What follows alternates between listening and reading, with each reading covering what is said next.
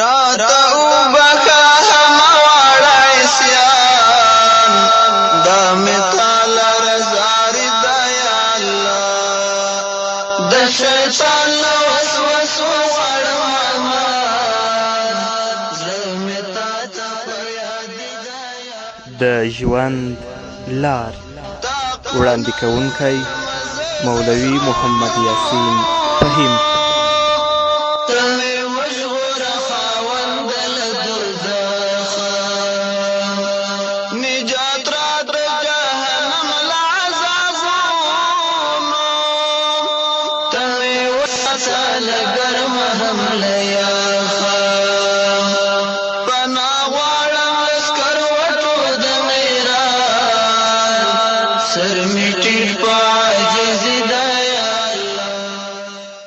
بسم الله الرحمن الرحيم.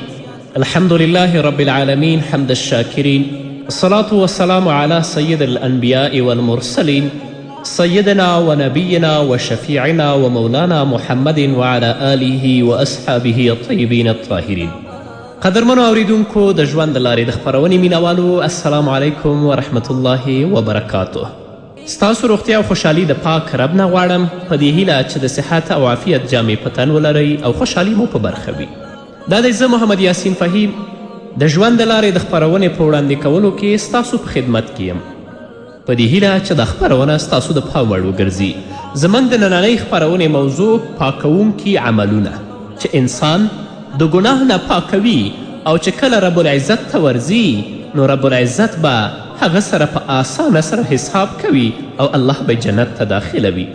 الله رب العزت په سورة زمر کې فرمایي اعوذ بالله من الشیطان الرجیم وسیق الذین اتقوا ربهم الى الجنة زمرا حتى اذا جاءوها وفتحت ابوابها وقال لهم خزنتها سلام علیکم طبتم فادخلوها خالدین. الله وایي هغه خلک چې له خپل پروردګار څخه ویریدلی دي او له ګناه څخه یې ځانونه ساتلی دي جنت ته به ډلې ډلې بیول کیږي او همدارنګه جنت ته به ډلې ډلې رابلل کیږي تر دې چې کله ورته راشي کله جنت ته راشي نو دروازې به د جنت دوی ته پرانستلی شي او پر جنت باندې مقررې ملائکې به دوی ته وایي پر تاسې د سلامتیا وي تاسې له ګناه څخه پاک شوي یاست. نو دوی به وروسته د دې جنت ته داخل شي او په جنت کې به تاسو هغه ملکې ورته چې تاسو به همیش یاست. همداراز الله رب العزت په صورت نحل کې فرمایي الذین تتوفاهم الملائکة طیبین یقولون سلام علیکم ادخلوا الجنه. هغه کسان چې له ګناهونو څخه د پاکوالي په حال کې ملائک روحونه اخلي نو ملائکې به ورته وایي تاسې په امن کې یاست جنت ته داخل شئ. الله رب العزت دې موږ په خپل ژوند کې د ګناهونو نه پاک کړي تر څو چې ملکې موږ ته هم ووایي چې سلام علیکم ادخلوا الجنه او تاسو د سلامتیا وي او جنت ته داخل شئ. امام ابن قیم رحمه الله په خپل کتاب مدارج السالکین کې لیکي چې د الله رب العزت د دې ویناوو څخه دا څرګندیږي چې په جنت کې یوه ذره نجاست او چټلي هم نشته او بنده تر هغه جنت ته نشي داخلیدلی تر څو چې له ګناه څخه پاک شوی نه وي ځکه چې جنت پاک دی او پرته له پاکانو نور خلک ورته نشي ورتللی. همدارنګه امام ابن قیم رحمه الله لیکي په دنیا کې د بنده پاکوالی په 4 شیانو ترسره کیږي. که یو مسلمان انسان غواړي چې ځان په دنیا کې له ګناهونو څخه پاک کړي او د الله د عذاب نه بچ شي نو د 4 شیانو ته دې متوجه شي چې یو توبه، دویم استغفار، دریم نیک عمل او 4م مصیبتونه. څوک چې توبه وباسي الله یې پاکوي، څوک چې استغفار وایي الله یې پاکوي، څوک چې نیک عملونه کوي په دې نیک عملونه به الله بد عملونه محوه کوي او هغه چا باندې چې په دنیا کې مصیبتونه کړاوونه او تکلیفونه راځي او هغه ګالي په هغه باندې صبر کوي الله به په دې مصیبتونو باندې چې دې صبر کړی د دې ګناهونه پاکوي دا به د ګناه نه پاکوي. که چیرې په دې 4 شیانو باندې یو څوک پاک شي یعنی په دنیا کې توبه م ایستلی، استغفار یم ویلی، نیک عملونه یم کړي او کوم مصیبتونه چې په دې باندې راغلي په هغه باندې صبر کړی نو که په دې 4 شیانو باندې پاک شه نو د هغو خلکو له جملې څخه به وګرځي چې ملایکې له ګناه څخه د پاکوالي په حال کې روحونه اخلي. هغه مهال ملائکې به دوی ته ډاډګیرنه ورکوي او د جنت زیری به ورته اوروي لکه څنګه چې رب العزت په صورت حمیم سجده کې فرمایي تتنزل عليهم الملائکة الا تخافوا ولا تحزنوا وابشروا بالجنة التي كنتم توعدون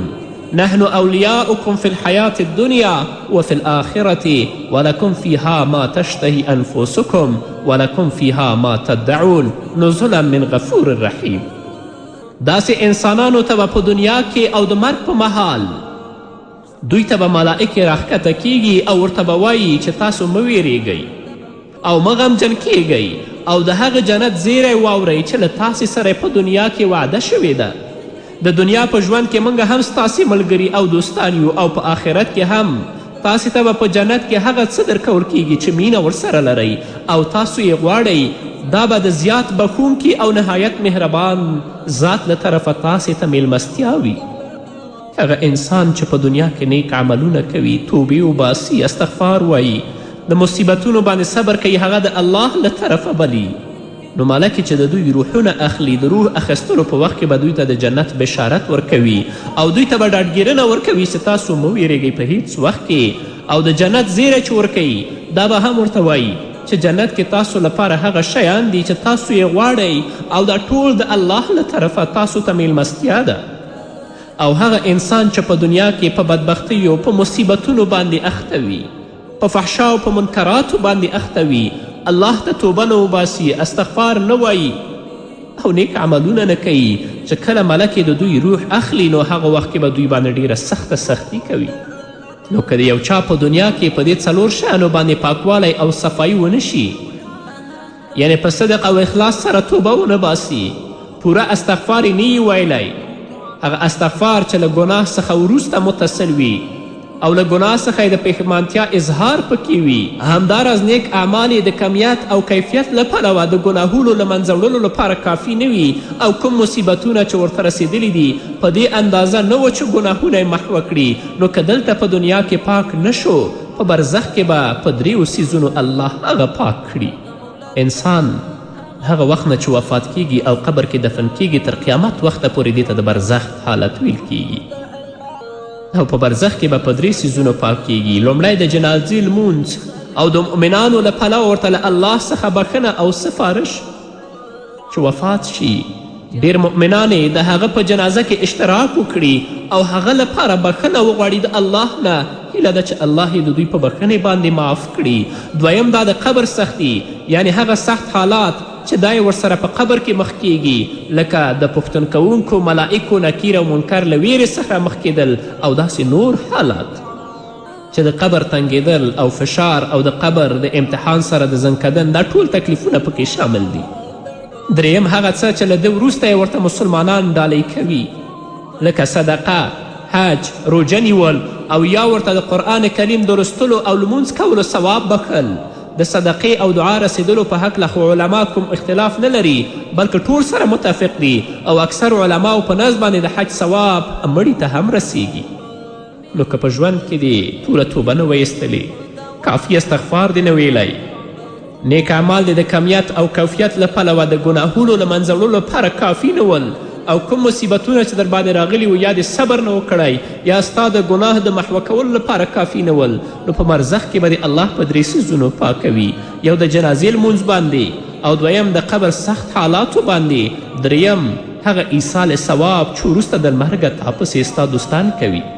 که چیرې د برزخ په مرحله کې له ګناهونو څخه پوره پاک نشو په دې 3 شیانو باندې، نو بیا به د قیامت په ورځ په 4 شیانو باندې الله دا پاکوي. د قیامت د ورځې پریشانی، د الله تعالی په وړاندې د ودرېدلو سختي،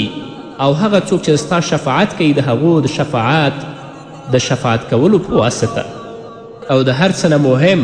د الله رب العزت لخوا ورته له ګناهونو څخه تیریدل او معافي کول. او که چیرې دغه 4 یې د پاکوالي لپاره بس نشوه، نو بیا ضرور ده چې د اور بڼې ته به ور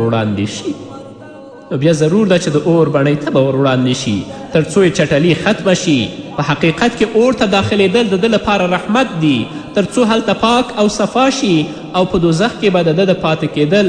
د خپلو چټلیو، یعنی د خپل د ګناهونو د زیاتوالي او کموالي په اندازې سره وي. کې ګناه زیاته وه د هغه عذاب به زیات ویني او که ګناه یې کمه وه د هغه عذاب به کم ویني. نو کله چې له خپل ګناهونو نه په جهنم کې پاک او صفا شي نو اور څخه به راووځي او الله رب العزت به دا جنت ته داخل کړي. همدارنګه امام ابن قیم رحمه الله د بنده په ژوند کې د ګناه د بخښنې د اسبابو په اړه په خپل کتاب کې بل ځای کې وایي فلأهل الذنوب ثلاثة انهار عظام یتطهرون بها فی الدنیا. امام ابن قیم وایي د ګناهګارانو لپاره 3 غټ سیندونه دي چې په دنیا کې ورباندې پاکیږي، نو که هغه د پاکوالي لپاره کافی نشول بیا به په آخرت کې د دوزخ په سیند باندې پاکیږي. هغه دنیاوي سیندونه دا دي د خالص توبې سیند، د هغو نیکیو سیند چې ورڅخه د چاپیره شوو ګناهونو له منځه وړلو لپاره کافي وي، او د هغو لویو مصیبتونو سیند چې ګناه لره محوه کوونکي وي. نو کله چې الله تعالی یو بنده ته د خیر اراده وکړي د دې 3 عملونو سیندونو ته داخل کړي تر څو په قیامت کې پاک او بخښل شوی راوځي او بیا د پاکوالي 4م سبب ته اړتیا ونه لري. الله رب العزت دې موږ ته په دنیا کې د نیکو اعمالو توفیق راکړي تر څو د خپلو نیکو عملونو په واسطه باندې د خپل ګناهونه پاک کړو. الله دې موږ ته د توبې توفیق راکړي، موږ ته د استغفار ویلو توفیق راکړي چې په دنیا کې صحیح توبه وباسو، د خپلو ګناهونو باندې پښیمانتیا وکړو، نیکو عملونو ته مخه کړو، د الله نه مغفرت او بخښنه وغواړو او همدارنګه کوم مصیبتونه او کوم کړاوونه چې په موږ باندې راځي په هغه باندې صبر وکړو او د هغه نیکه بدله د پروردګار نه وغواړو. او که په دنیا کې داسې په غفلت کې زموږ ژوند وي چې موږ نه توبې ته ارزښت ورکو، نه استغفار ته ارزښت ورکو او نه نیک عملونه کوو او کوم مصیبتونه او کړاوونه چې راځي په هغه کې 100 رنګه خبرې اترې هم وکړو، نو بیا به د الله په نزد باندې شرمنده او سرښکته ولاړ یو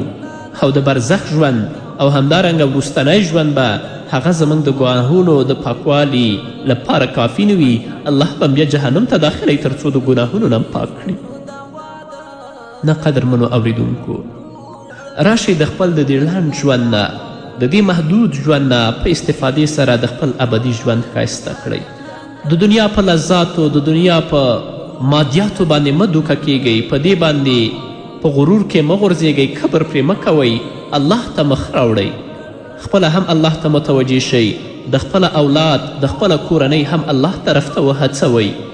د الله دین طرف ته وهڅوئ تر څو عزت د دنیا او د آخرت الله زموږ او ستاسې په برخه کړي.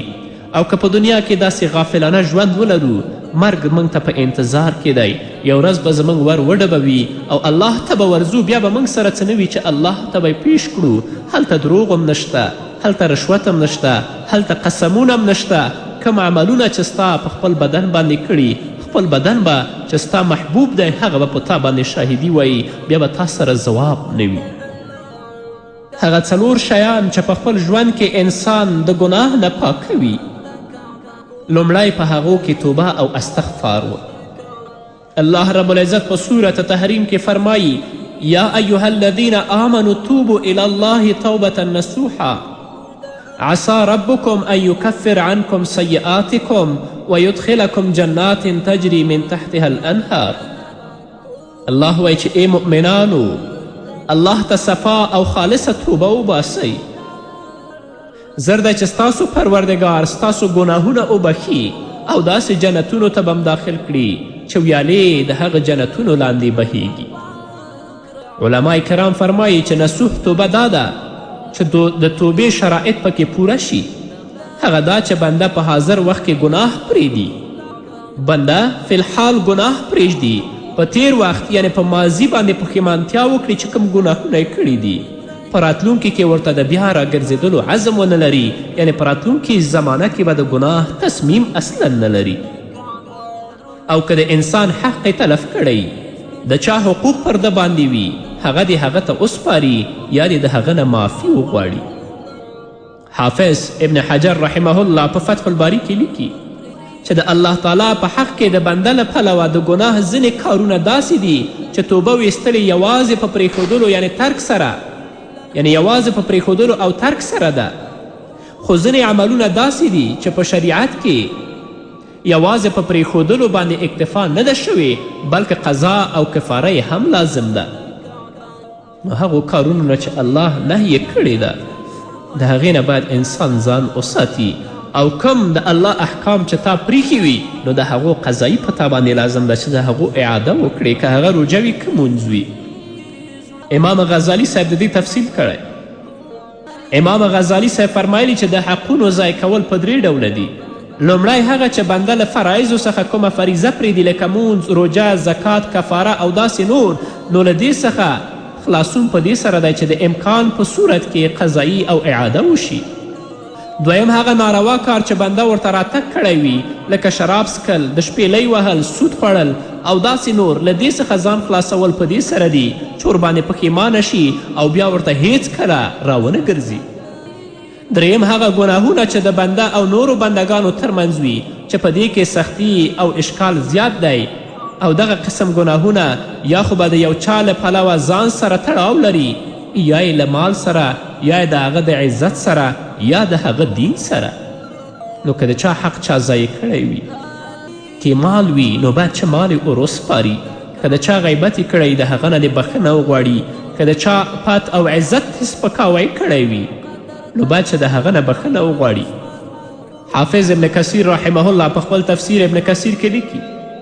کله چې توبه په جزم او قاطعیت سره وي او شروط یې هم برابر وي نو ګناهونه له منځه وړي او ګناهونه محوه کوي لکه څرنګه چې په صحیح حدیث کې رسول الله صلی الله علیه وسلم فرمایلی دي الاسلام یجب ما قبله و توبة تجب ما قبلها اسلام د انسان هغه بد عملونه له منځه وړي چې مخکې ورڅخه شوي دي یعنې د کفر په حالت کې او توبه محوه کوي هغه ګناهونه چې مخکې د دې انسان نه صادر شوي وي خو چې توبه سالمه او صحیح او نصوح توبه وي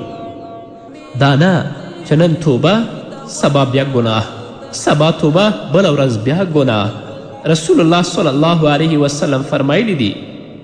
هغه انسان چې دا کار کوي کل مستهزی بربه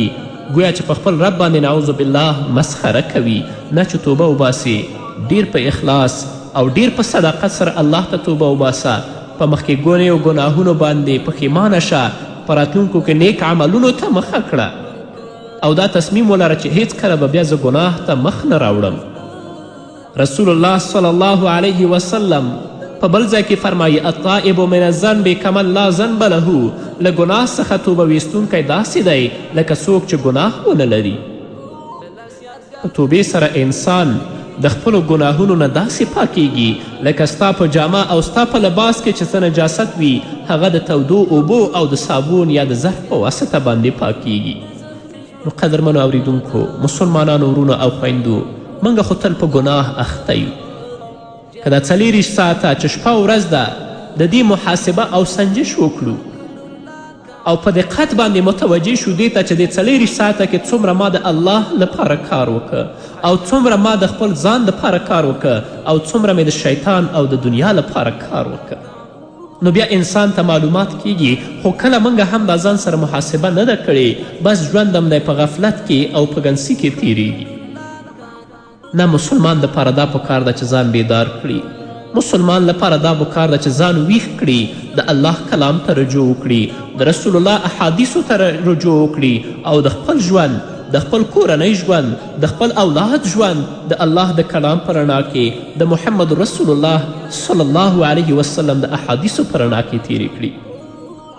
الله موږ ته مهلت راکوي د الله په صبر باندې مه دوکه کیږئ چې الله بیا ونیولی د الله له نیولو نه بیا خلاصون نه لرئ ان اخذ ربک لشدید نن ډیر زموږ وروڼه دي چې په بدو کارونو باندې اخته دي ډیرې خویندې دي داسې چې په بدو کارونو باندې اخته دي دا له دې وجې نه چې هغوی سره د الله ویره نشته هغوی الله صحیح نه دی پیژندلی د هغه چا په زړه کې چې د الله ویره پرته وي د الله مینه پرته وي د رسول الله محبت پروت وي هغه به هیڅکله بدو کارونو ته فجایو ته مخه رانه که د ځواني په وخت کې هم الله ځان سره ولره که د بوډاتوب په وخت کې هم الله ځان سره ولره د الله نه ویرېږه مرګ به تا ته راشي بیا به الله ته سرښکته او شرمنده ولاړ او په کوم وخت کې چې اسرائیل د ستا روح اخلي هغه د زنکدن آلت به د ستا څه وي هغه انسان که هغه زموږ خویندې دي یا وروڼه چې تل لپاره په معصیت او په ګناه کې اخته یي کله هم الله ته مخ نه راوړي د دنیا ژوند ځان دپاره ژوند ګڼي، د آخرت د ژوند بلکل هغه ته توجه نه لري، نو چې کله وفات کیږي په هغه وخت کې به شیطان دې ته راځي او د دنیا نه به یې بې ایمانه وړي. نه راځئ د دنیا د لنډ ژوند نه استفاده وکړئ، په خپل ژوند کې الله راضي کړئ، خپلو نیکو عملونو باندې ځان په دنیا کې صفا کړئ، د الله کلام ولولئ، د رسول الله احادیث ولولئ، خپل اولاد دین طرف ته وهڅوئ، خپله کورنۍ اسلامي کورنۍ جوړه کړئ، په خپل کورنۍ کې خپلې کورنۍ ته د الله دین، د الله کتاب، د رسول الله سیرت تدریس کړئ. هغه څه چې موږ د دین نه لرې کوي، اسلامي فرهنګ هم لرې کوي، اسلامي اخلاقونه هم لرې کوي، هغه د کورنۍ نه وباسئ. او دا به د هر مشر په هر اسلامي کورنۍ کې مسئولیت وي چې هغه الله دین طرف ته متوجه کي، الله دین طرف ته وهڅوي، او که خپل مسئولیت ادا نه کړي د هغو نه به مخکې الله دا د خپل حساب ته کاږي.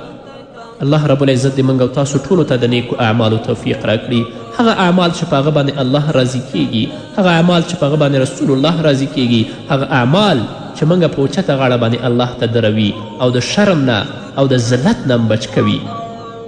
په دې هیله قدرمنو اورېدونکو دا زموږ نننۍ خپرونه چې ستاسو درانه حضور ته وړاندې کړه. تر بلې خپرونې پورې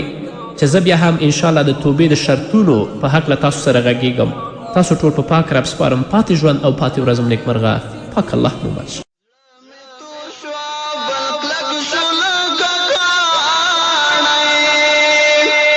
نرمیږي الله نه صفا کیږي د ګناه پیټی مې دروند شولو یا خدایا حال مې ورځ تر بلې ورځې خرابېږي بری راکړه مقابل کې د شیطان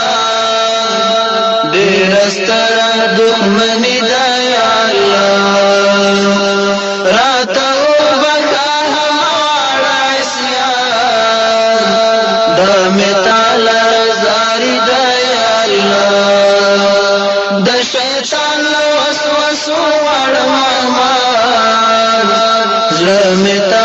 فریاد دا یا اللہ بد عمل بد نصیب بد کردار یم لما غړ ګناهګار په جهان نشتا ته په ما وکړه کرم پروردګار یو عمل مې مطابق د قرآن نشتا